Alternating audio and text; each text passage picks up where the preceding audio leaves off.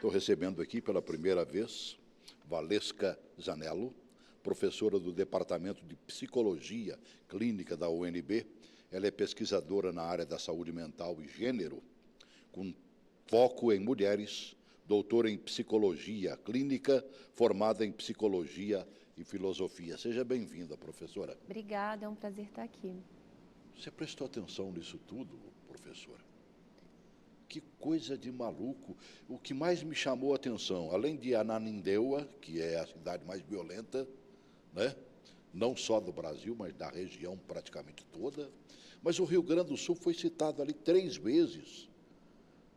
Um estado que a gente considera politicamente correto, né? De uma grande formação e tudo mais. Como é que a gente explica um negócio desse?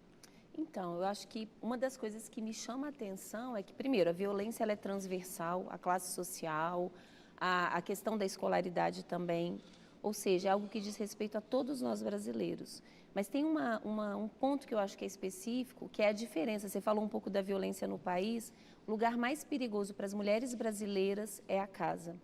Tanto quando elas são crianças, porque grande parte dos estupros cometidos quanto menores ocorre por pais, padrastos e tios, e quando elas são adultas, porque a forma como elas mais morrem é na mão de companheiros e ex-companheiros. E aí uma coisa que eu sempre gosto de falar, eu dou palestra no Brasil inteiro, quando a gente tem uma epidemia, a gente não pensa só na população-alvo. Por exemplo, quando está tendo epidemia de dengue, a gente pensa no vetor.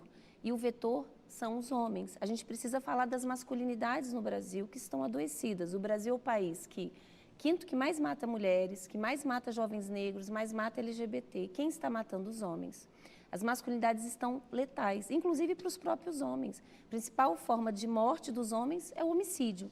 E também, para você ter uma ideia, Celso, as mulheres no Brasil, elas tentam muito mais suicídio, mas os homens se matam muito mais, porque até na hora de escolher a forma de se matar, ele tem que ser bem sucedido, ou seja, ele escolhe uma forma que seja letal. Então, esse tipo de masculinidade é ruim para todo mundo, inclusive para ele mesmo. A gente precisa discutir um pouco sobre isso. Com certeza. E eu acrescento ao programa de hoje, ele participou comigo no programa de ontem, né, falando sobre ciência política, analisando aí como vamos de eleições, e eu falei, Rossi, amanhã tem um programa super importante, e eu já o acompanhei na TV comunitária, fazendo um programa a respeito. Sociólogo Rossi Barreto, seja bem-vindo. Obrigado por ter, mais uma vez, aceito meu convite, Rossi. Obrigado, Celso. Doutora Valesca, é um prazer poder participar de um programa como esse com a senhora. Obrigado a você de casa por nos dar a oportunidade de esclarecer e debater assuntos necessários à nossa sociedade e necessário o debate. Por isso que a professora Valesca falou aqui que faz palestras em todo o Brasil, tentando esclarecer um pouco mais os motivos e as razões que faz com que aconteça tantos crimes, Celso. Isso é necessário o debate, a gente levar o debate para todos os lugares, para as associações, para o grupo de mulheres e todos os locais onde possa ser debatido. Todos os núcleos de todo o país é necessário esclarecimento e informação. Mas você imaginava que o homem assassinasse tanto nesse país? Rapaz, a gente... Se ele mata o próprio homem, né? No caso de homicídios de homens, matadores, homens. Exatamente. Mulheres, mais. Meu Deus! É verdade, Celso. A questão passional é elemento de estudo que cabe um maior aprimoramento para a gente entender um pouco mais o porquê. Por que que esse amor mata tanto? É um amor de posse? O homem tenta sentir dono das mulheres, dono das companheiras, ao ponto de matar, preferir vê-la morta do que com outra pessoa ou separado dela. Posso fazer um comentário? Por gentileza. Então, eu não gosto nem de dizer que é um amor, né? Eu acho que é muito mais uma questão identitária. Então, voltando, eu tenho pesquisado isso nos últimos... É mais a posse do que o amor, né? É mais identitário. O que significa ser um homem? Então, ser um homem na nossa cultura também significa subjugar e controlar. Quando o homem acha que não está conseguindo fazer isso, ele é colocado em xeque identitariamente. Então, eu não sou um homem de verdade. Como é que eu vou dar a prova para outros homens? Por isso que pensar as masculinidades é uma coisa muito importante. Né? Uma das coisas que eu acabei de escrever um livro, saiu esse ano, né, foi publicado em março, tem um capítulo só sobre as masculinidades no Brasil e como essas masculinidades se constituíram nos últimos 200 anos. Então, um dos aspectos fundamentais no que é ser homem é não ser uma mulherzinha. Tudo aquilo que for ligado a afeto, a sensibilidade, é combatido na nossa cultura. Então, por exemplo, vou dar um exemplo para quem está nos assistindo. Um homem, quando está apaixonado e está no grupo de outros homens, se a namorada liga, ele atende. Oi, amor. Todo mundo começa a gozar, tirar, ih, perdeu o homem. Né? Mas por que amar é uma coisa feia? Porque amar te coloca em xeque como homem. Quer dizer, o quanto que a gente precisa discutir essas masculinidades que estão naturalizadas e são ruins, né? Você está dizendo que o homem continua lavando a honra, é? Ah, com certeza. Então, eu acho que... Desde que me conheço por gente, eu ouço, lavou a honra. Eu não sei... Isso é uma coisa que a gente estava até conversando, né, Celso? Que é assim, imagina, o cara soube que a mulher está traindo. Gente, isso depõe contra ela, não é contra você. Pega suas coisas e vai embora, ou conversa, vê o que estava ruim na relação. Quer dizer, o quanto que a ideia de honra é muito mais uma questão narcísica do que amor pela mulher. E a gente precisa discutir isso. Como a senhora falou aqui, é questão cultural mesmo. O Celso falou aqui a questão de lavar a honra, mas é desse jeito. Embora tenha sido tirado do Código Penal, né, o direito de matar a mulher ao saber que ela está traindo, mas as pessoas ainda levam isso em consideração bastante. A senhora falou que o homem está ali no meio de outros homens, a namorada, a esposa liga, e ele fala assim, muitas vezes ele até responde de forma autoritária para mostrar a sua identidade masculina e para deixar o território ali mais ou menos marcado, demarcado com a digital dele, que com ele é ele quem manda e ele que dá as cartas.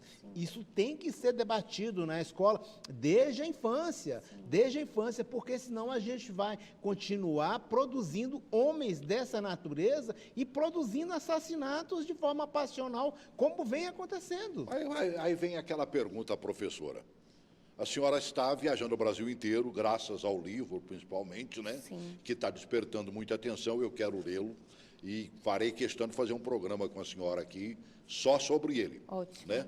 Agora, cá para nós, quem é que vai na palestra da senhora? É o Olha, homem ou a mulher? Não, quando se fala essas questões, geralmente vai quem é mais vítima. É igual quando a gente fala de racismo, em geral vão pessoas negras, como se o racismo não fosse um problema nosso, de pessoas brancas. Então, assim, olha, o que eu posso te dizer, Celso, eu estou muito feliz porque cada vez mais eu tenho recebido homens nas palestras e recebido depoimentos, e-mails, agradecimentos. Eu tive agora recentemente em Paracatu, numa grande universidade da área de saúde, com médicos, enfermeiros, e teve um rapaz que me mandou uma mensagem muito bonitinha, me dizendo assim, olha, eu quero agradecer a professora porque eu percebi que eu tenho atitudes abusivas nas relações. Isso me fez pensar, eu não quero ser assim, eu quero começar a mudar. E a gente tem mantido contato, trocado mensagens, porque é possível. Quer dizer, eu brinco nas palestras que todos nós somos machistas e racistas no Brasil. A diferença... Inclusive as mulheres? Todos nós. A mulher não é filha de repolho. Ela reproduz o machismo, mas ela não lucra com o machismo. Então, desconstruir o machismo e o racismo é trabalho cotidiano e a gente tem que estar aberto a isso. Então, eu acho que esse é um ponto importante. A educação é fundamental. Como aprender a se colocar nas relações de uma forma mais democrática, mais igualitária e, sobretudo, menos violenta. Isso vai ser um trabalho danado, não vai não? Mudar uma mentalidade... Mudar uma cultura, Celso, que há anos vem sendo cultivada, vem sendo regada ali, mas o trabalho que a professora está fazendo é de fundamental importância, porque ela vem esclarecendo a população. Ela deu aqui a informação que uma das pessoas que ouviu a palestra dela, chegou para ela percebendo que ela estava completamente equivocada em relação àquele tratamento. Então, é importante. E eu vou até mais longe nisso daí, e que há necessidade de fazer esse debate com as crianças, para que elas não possam reproduzir esse tipo de comportamento mais à frente e se tornar homens dessa natureza, que batem na mulher, que matam as mulheres por se sentirem ameaçados. E isso é muito importante, esse trabalho de formiguinha que ela vem fazendo. Antigamente você dizia que as coisas só aconteciam lá no meio da pobreza, onde o vento faz a curva, né? Mas não, a gente está vendo isso acontecendo em todos os cantos e lugares. Todas as classes. No primeiro vídeo que nós apresentamos, mostrou de norte a sul do país a violência acontecendo e com números que nos apavoram, nos deixam boquiabertos. Ainda agora recente, a mídia divulgou e saiu, por exemplo, esta semana passada, né, o laudo pericial mostrando que uma advogada lá do Paraná foi morta por asfixia. Por mais que o marido diga que não fez absolutamente nada, matou asfixiando. Antes dele Né? jogar... Vamos relembrar esse né? assunto? Não coloquei todas as imagens, porque eu, sinceramente, eu não tive coragem de colocá-las todas. Coloquei só aquela mesmo e aproveitei um site de notícias, né? Vídeo do site lobonoticias.com.br, que ele mostra mais dentro do elevador, que já chega a ser angustiante. Agora, imagina a queda, eu vi, não quero ver de novo. E faço questão que você não veja também. Coloque esse vídeo aí.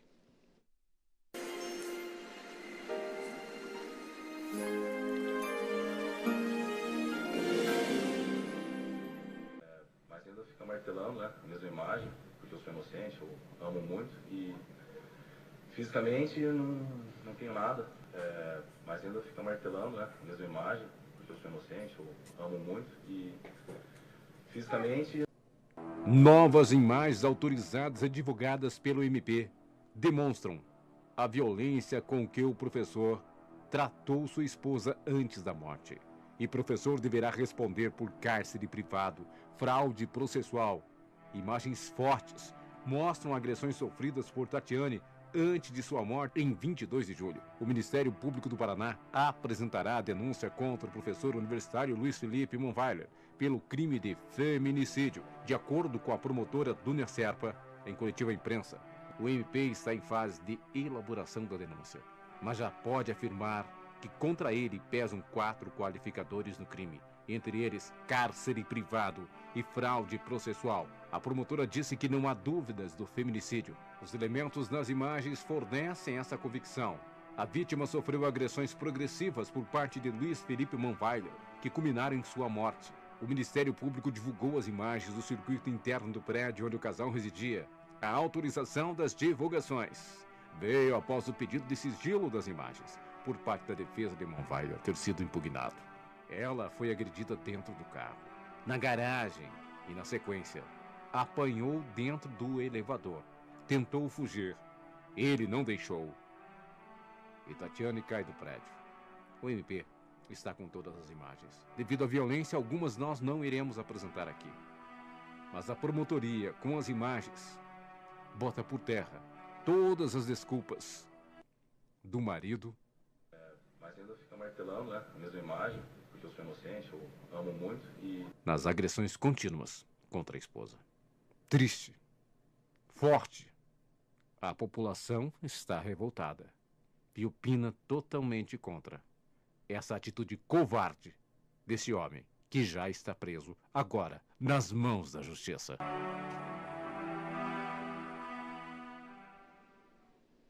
Professora Valesca, né? Imagina se a gente mostrasse as imagens mais chocantes, ao momento em que ela é jogada.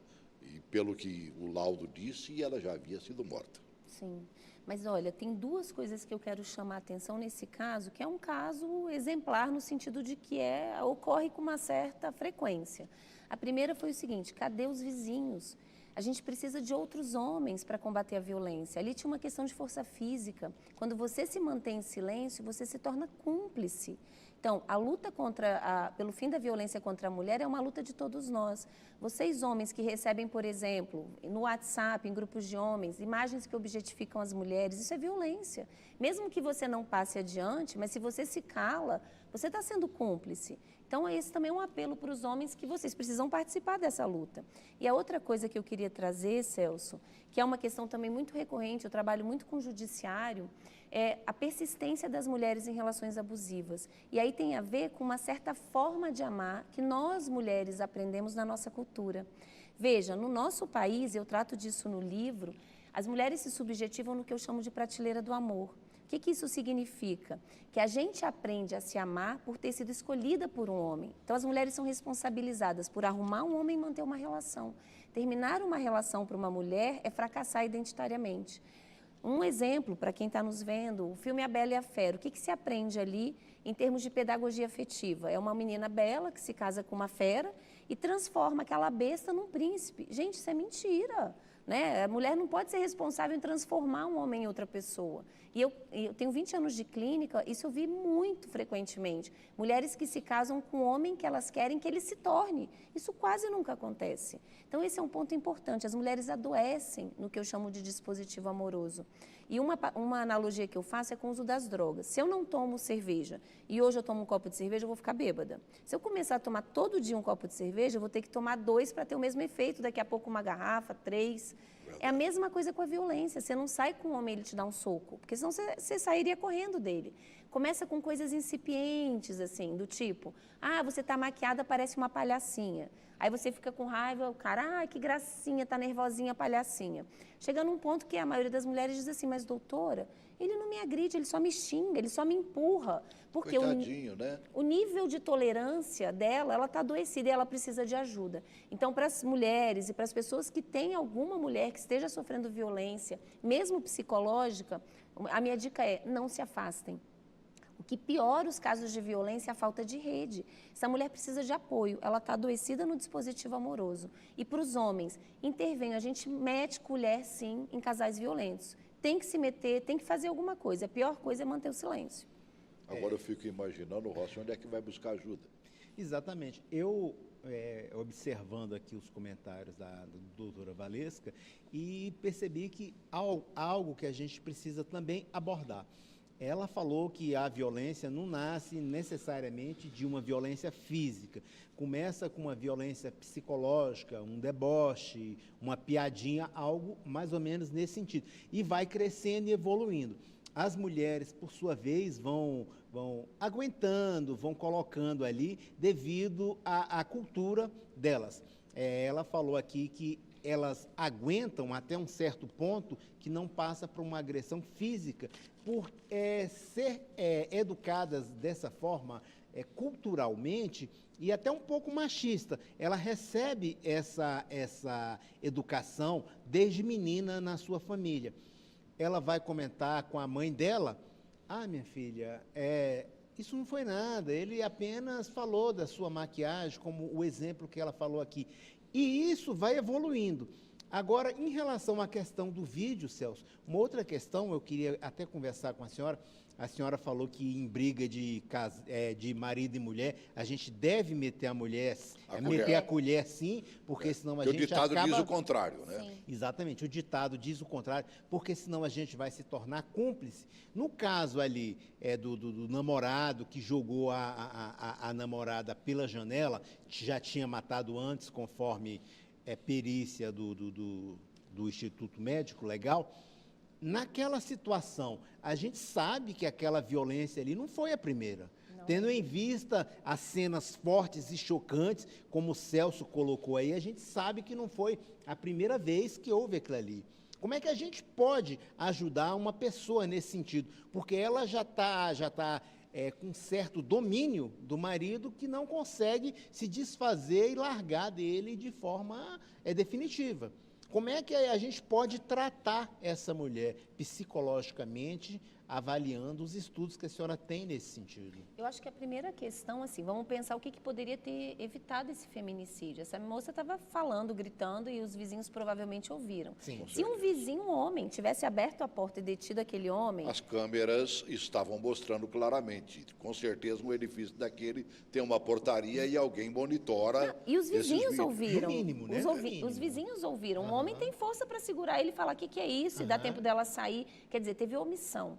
Então, acho que esse é o primeiro ponto. A gente não pode achar que o problema da violência, se está no meu vizinho, não tem nada a ver com isso. Tem várias coisas que a gente pode fazer. Essa é uma delas, ligar para a polícia. No caso ali, eu acho que tinha que ter uma intervenção direta, porque ela estava realmente já sendo agredida e estava no corredor.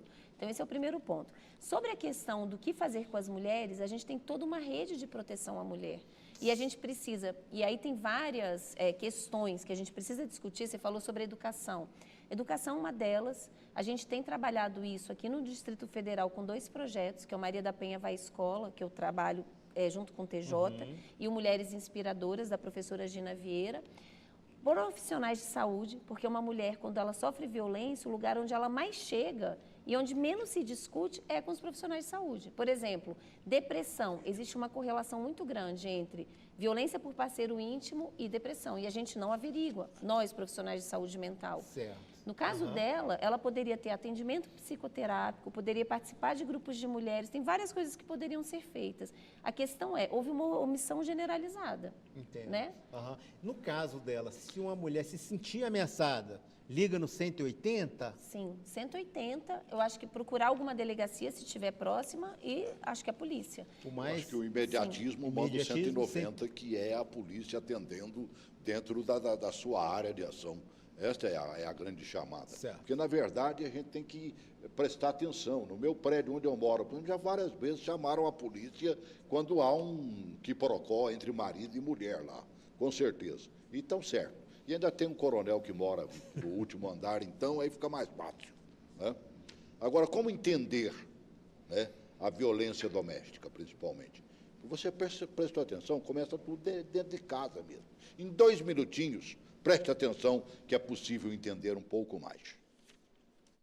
Pense nas 5 mulheres mais importantes da sua vida. Se levarmos em conta as estatísticas brasileiras, pelo menos uma delas pode já ter sofrido violência doméstica. A violência contra a mulher é democrática. Segundo a Organização Mundial da Saúde, ela acontece em todos os grupos sociais, religiosos, culturais e econômicos, e das mais distintas maneiras.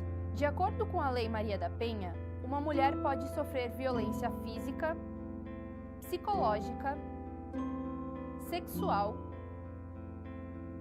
patrimonial e moral.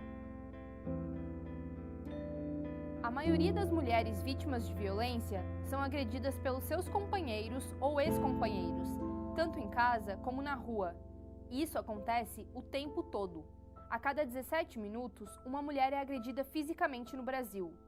De meia em meia hora, alguém sofre violência psicológica ou moral. A cada 3 horas, alguém relata um caso de cárcere privado. Em um mesmo dia, 8 casos de violência sexual são descobertos no país. E toda semana, 33 mulheres são assassinadas por parceiros antigos ou atuais. O ataque é semanal para 75% das vítimas, situação que se repete por até 5 anos.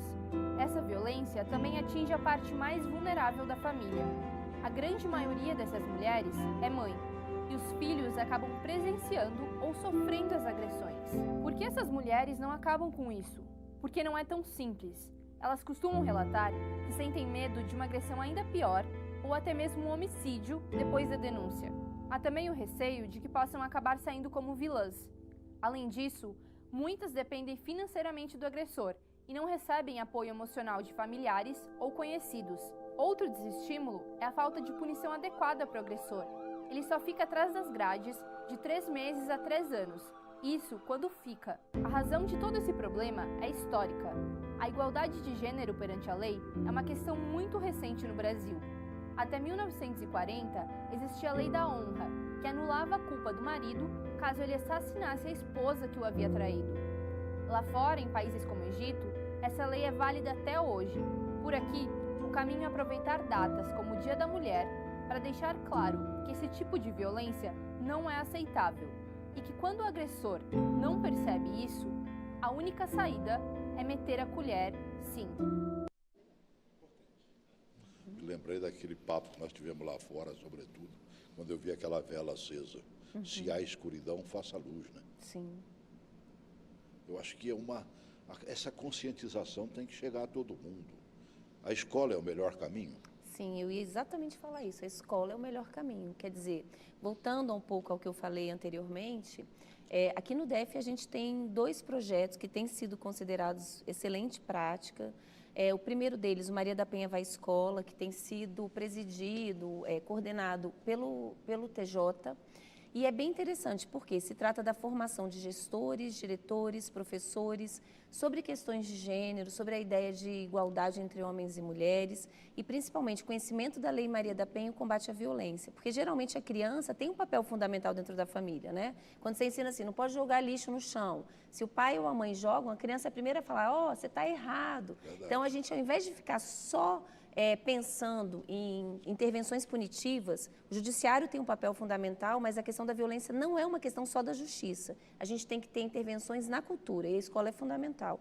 E o segundo projeto, que é dessa professora Gina, que se chama Mulheres Inspiradoras, e é bem interessante porque se interpela nas meninas outras formas de vir a ser mulher, que não é só aquela coisa de se casar, de encontrar o príncipe encantado, onde você acaba ensinando uma forma de amar que é profundamente vulnerabilizadora para as mulheres. Muitas mulheres se casam com casamento, o que é diferente, por exemplo, de eu encontrei um homem, tenho uma boa relação, bom, então vou fazer um bom casamento. Outra coisa é eu preciso me casar. E aí qualquer homem que passar aqui vai ser a vítima. E muitas mulheres no Brasil se casam assim. Ainda existe Não posso ficar solteira. Exatamente. Ainda existe um preconceito muito grande e isso faz com que as mulheres aceitem as piores coisas e casem com os piores partidos. Agora, professora, quase sempre você falando, eu falando, Rócio falando, a gente diz, porque a mulher. Agora, quando se fala de ensino, não deveria pegar os meninos lá e dizer para eles que isso não deve ser feito de jeito nenhum. Que ele veja na mulher a mãe dele, poxa vida.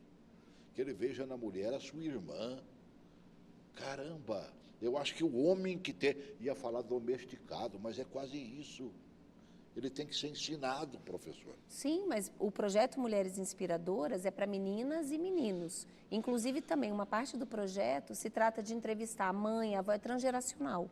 E uma das coisas que os meninos contam, eu não imaginava que minha mãe tinha passado tanta coisa na vida. E aí, o quanto que isso muda a relação com as mulheres? Eu concordo com você, a coisa mais importante que a gente precisa pensar é reeducar meninas, fora dessa ideia de que o amor é a única coisa que, enfim, dá sentido à vida delas, esse amor romantizado, e para os meninos outra forma de ser homem, que não seja baseado, seja no ódio às mulheres ou ao feminino, que é a misoginia, seja nessa ideia de ter que controlar e subjugar. É possível. Eu acho que todo mundo tem, Rócio, que fazer a sua parte. Tem que fazer a sua parte. Se nem que for para acender a lâmpada de uma vela. A professora fala... Gotinha d'água do beija-flor apagando um incêndio. Exatamente. Ele está fazendo a parte dele. Está fazendo a parte dele. A professora fala aí em intervenções, em políticas criadas por pequenos grupos. A gente está no ano de eleição, professora. O que seria necessário para que esses postulantes aos cargos, principalmente no executivo, o que seria interessante constar no programa de governo deles, uma proteção e alguma política pública, alguma proposta que atendesse essa parte da sociedade tão importante que vem sofrendo há séculos, como as mulheres, como a educação das mulheres, como o homem sentindo posse ao ter as mulheres, sejam namoradas, mães, irmãs. Como é que poderia haver uma proposta que englobasse e que começasse a trabalhar a cultura das pessoas dentro de uma proposta de governo? O que seria interessante constar? Então, eu acho que para quem está nos assistindo, preste atenção se o seu candidato pensa educação. Porque, assim, como eu falei, a masculinidade é ruim para as mulheres, porque os homens estão matando as mulheres, Sim. mas está sendo péssimo para os homens também. Os homens estão morrendo pela masculinidade. Seja no homicídio, o segundo motivo de morte dos homens são os acidentes automobilísticos, porque eles se arriscam muito mais, é macho, né? Você correr risco. E o terceiro, porque as escolhas da forma de autoextermínio, que é o suicídio, são letais. Ou seja, a gente precisa pensar em políticas de mudança e não só ficar, como eu disse, enxugando gelo. A questão da educação é fundamental. Veja que papel o seu candidato dá para a educação, para a gente poder realmente ter um país democrático. Olha, eu acho que todos nós temos que pensar uma maneira de fazer isso. Acima de tudo. Eu gostei de um vídeo do Tribunal de Contas da União. Acho que foi por oportunidade do Dia da Mulher. Ele soltou um vídeo mostrando exatamente e falando exatamente sobre a violência da mulher, fazendo a parte dele, gotejando como o beija-flor no incêndio. Coloca esse vídeo aí.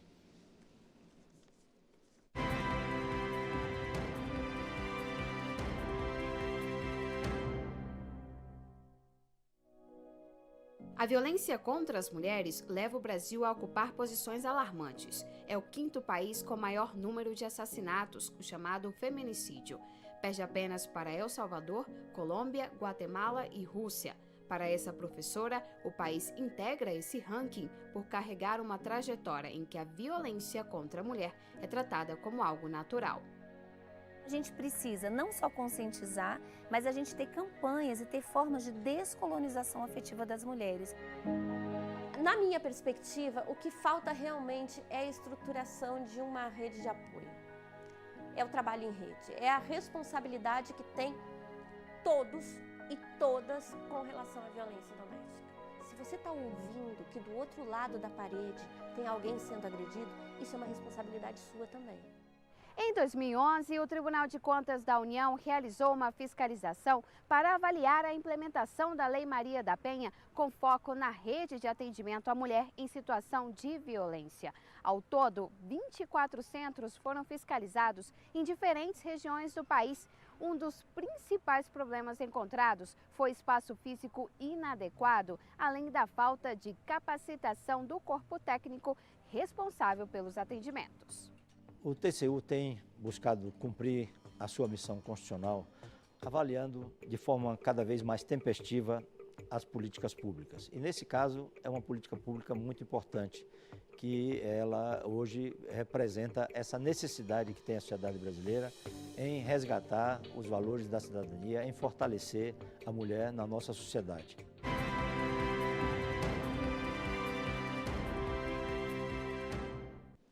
Eu sou um péssimo, né, mirador de imagens, né? Você no vídeo, professora, bacana. E eu não sabia que era você. Pois é. Né? Mas prestei atenção no vídeo, tanto é que gostei demais. Né? Eu acho que essa é a preocupação, não é? Se o TCU fez a parte dele, e olha, você imagina o quê? Tribunal de Contas da União, não fazendo a parte dele. Sim. Imagina quem é realmente envolvido nessa questão. Sim. Será que estão fazendo a parte? Então, eu acho que esse é um questionamento importante. O nosso cotidiano pessoal é político. Então, quando você vê uma briga, quando você sabe de alguém na sua família que está sofrendo violência, você tem que se meter, tem que fazer a sua parte, né? Verdade. Celso, uma outra questão que eu gostaria de chamar a atenção aqui, que as pessoas que estão ali para proteger as mulheres, proteger a sociedade, elas estão tão contaminadas, ou até mais. Quantas e quantas vezes a gente vê policiais militares, policiais civis, que acham que estão acima da lei, com uma arma na cintura, cometendo violência não somente contra a mulher, mas outros tipos de violência, que pudessem ser inclusos dentro dos programas de formação, seja militar, seja na Academia de Polícia Civil Federal, um tratamento diferenciado e uma educação voltada para esse público, que são as mulheres, mães, irmãs, namoradas, esposas, e tudo isso que faz esse núcleo. A gente está cansado. Aqui em Brasília, a gente já viu, até esse ano mesmo, já teve vários casos de policiais cometendo feminicídio. Isso tem que acabar, porque o policial está ali para a formação e para a proteção da sociedade, e não está incluído em mais um índice alarmante como esse. Posso comentar? Ótimo, eu provoquei exatamente para que a senhora Então, essa é uma prática que já está sendo feita no DF, coordenado pela Major Renata. Eu, inclusive, fui falar sobre gênero, sobre o meu livro na Polícia Militar. E precisa de divulgação desses programas. A gente precisa conhecer e saber um pouco mais o que está acontecendo. Porque o segundo principal motivo de ligação para a polícia no DF é violência contra a mulher. Então, isso começou agora, esse projeto, e provavelmente vai ser uma prática comum a todos aqueles policiais militares que querem virar oficiais ou são oficiais. A transformação, a mudança de patente terá que passar. Nós vimos agora recentemente a formação de novos policiais, deveria começar aí. Sim, sim, sim. Uma questão básica de ensinamento para que ele entre um melhor policial do que os outros que entraram antes e que não sabiam, né? Exatamente. Pois é, olha, essa é uma questão importante. A própria Infam, que é a Escola Nacional de Formação e Aperfeiçoamento da Magistratura, eu já participei de vários cursos pelo Brasil, junto com o Dr. Benhur Visa, que é um juiz importante nesse tema. A gente faz muita parceria e a gente tem que, na verdade, atingir toda a rede que trabalha com violência contra a mulher. Porque uma coisa que se diz muito comumente é, essa mulher já veio aqui 5 vezes, o policial ou o próprio juiz, poxa, mulher de malandro, gosta de apanhar. Então, se a gente entende que essa mulher está adoecida no dispositivo amoroso, a nossa escuta é diferente. Ela precisa de força para conseguir sair dessa relação e não de um julgamento como esse. E né? como que é essa doença, doutora? Porque o que a gente vê mais é isso. Ela apanhou do marido a semana passada e continua com ele.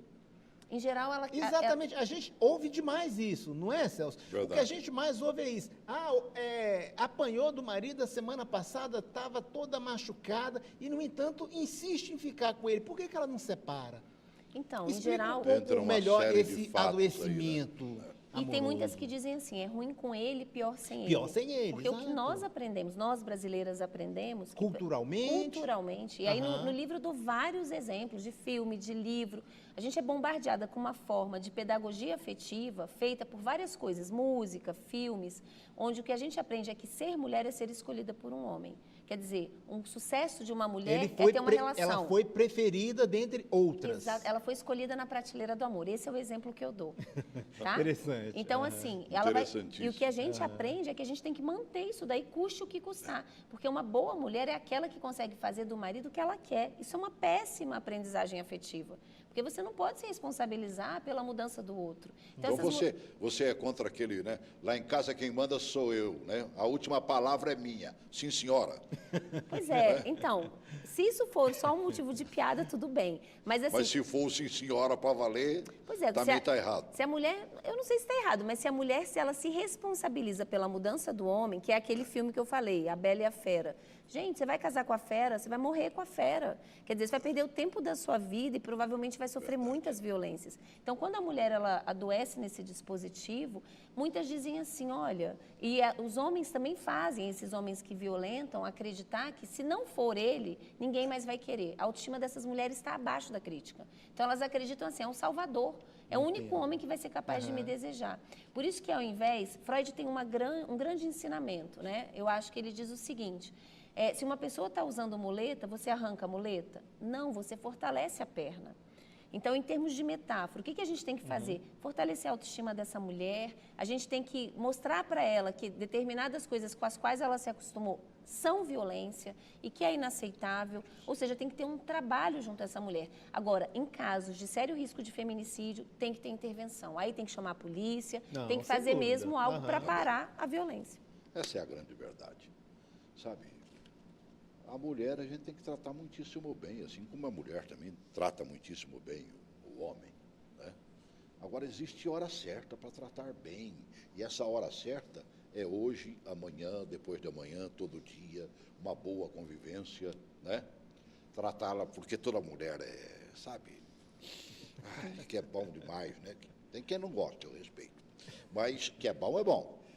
E aí manda flores, mas tem gente que só manda flor na hora errada.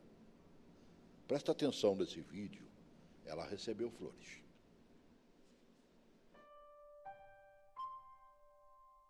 Hoje recebi flores. Não era o meu aniversário ou algum dia especial. Na noite passada ele me bateu pela primeira vez. Mas eu sei que ele se arrependeu e que não queria fazer isso. Porque hoje ele me mandou flores. Hoje eu recebi flores. Não era nosso aniversário de casamento ou algum dia especial. Na noite passada ele me jogou na parede e começou a me sufocar. Tudo parecia um pesadelo. Eu não podia entender o que estava acontecendo. Mas eu sei que ele deve estar arrependido. Porque hoje ele me mandou flores. Hoje eu recebi flores. Não era o dia das mães ou algum dia especial. Na noite passada ele me bateu de novo. E foi muito pior que todas as outras vezes. Eu não sei o que farei se o deixar. Mas eu sei que ele deve estar arrependido. Porque hoje ele me mandou flores. Hoje eu recebi flores. Hoje foi um dia muito especial. Foi o dia do meu funeral. Na noite passada ele finalmente me matou. Ele me bateu até eu morrer. Se eu tivesse tido coragem suficiente e força para deixá-lo, hoje eu não teria recebido flores. Que é brincadeira, né? A gente olha para um negócio desse, choca, mas a gente não vê acontecendo em volta da gente. Para se chocar também e tomar uma atitude, professora. Pois é, uma coisa que me chamou a atenção nesse vídeo, que eu queria dizer para as nossas telespectadoras, isso se chama ciclo da violência, é muito estudado. Então, é muito comum, depois que o homem faz uma agressão, que ele entre numa fase de pedir perdão, e depois tem a lua de mel, que aí ele melhora, ele faz tudo o que você quer, ele é carinhoso, e logo depois o ciclo recomeça. E a tendência, a violência tem um escalonamento. A violência vai piorando, até chegar realmente ao assassinato. Então, assim, é um ciclo, e isso geralmente acontece, geralmente a lua de mel, a mulher quer acreditar, em geral, que vai melhorar, mas não vai melhorar, a tendência é sempre piorar. Então, fique atenta com esse ciclo. Doutora, e com relação a tratamento para esses homens? A senhora falou aí que é um ciclo, ele fica violento, depois ele dá uma parada, dá um stop, começa a lua de mel, aí depois começa novamente as agressões, as violências. Existe um tratamento para esses homens se curarem desse tipo de tratamento, desse sentimento de pertença, que ele acha que as mulheres pertencem a ele, que ela foi escolhida entre várias numa prateleira, como a senhora colocou aqui. Existe um tratamento para que esses homens voltem a um tratamento adequado? Sim, olha só, esse é um ponto importante. Cada vez mais tem surgido grupos de homens, psicoterapia e grupos de homens. Em Brasília tem sido feito isso demais e graças a uma iniciativa também do âmbito do Ministério Público, sim, o Ministério, da polícia, na FAVD, sim. E tudo mais. E tem surtido efeito, Tem. né? Então, inclusive eu até estou orientando uma das minhas alunas de doutorado que trabalha com homens agressores e a gente está trabalhando a questão dos ciúmes. Uma das grandes dificuldades com grupos de homens, metade do trabalho é principalmente convencê-los de que eles fizeram uma coisa errada. Porque ele é tão naturalizado a violência, junto com o ser homem, é normal, ele estava sendo homem, estava sendo macho.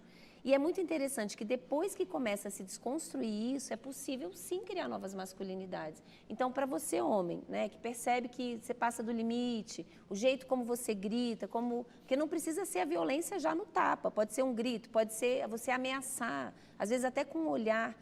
Tem tratamento, busque psicólogo, a gente tem tratamento gratuito em todas as clínicas e escolas de Brasília, as faculdades que têm psicologia, ou seja, não necessariamente você precisa poder pagar. Basta você querer fazer, porque existem vários centros que oferecem esse serviço. Professora, uma coisa que eu não posso deixar de perguntar, já estamos praticamente encerrando o programa, mas nós temos visto a agressão acontecendo, inclusive, entre os namoradinhos.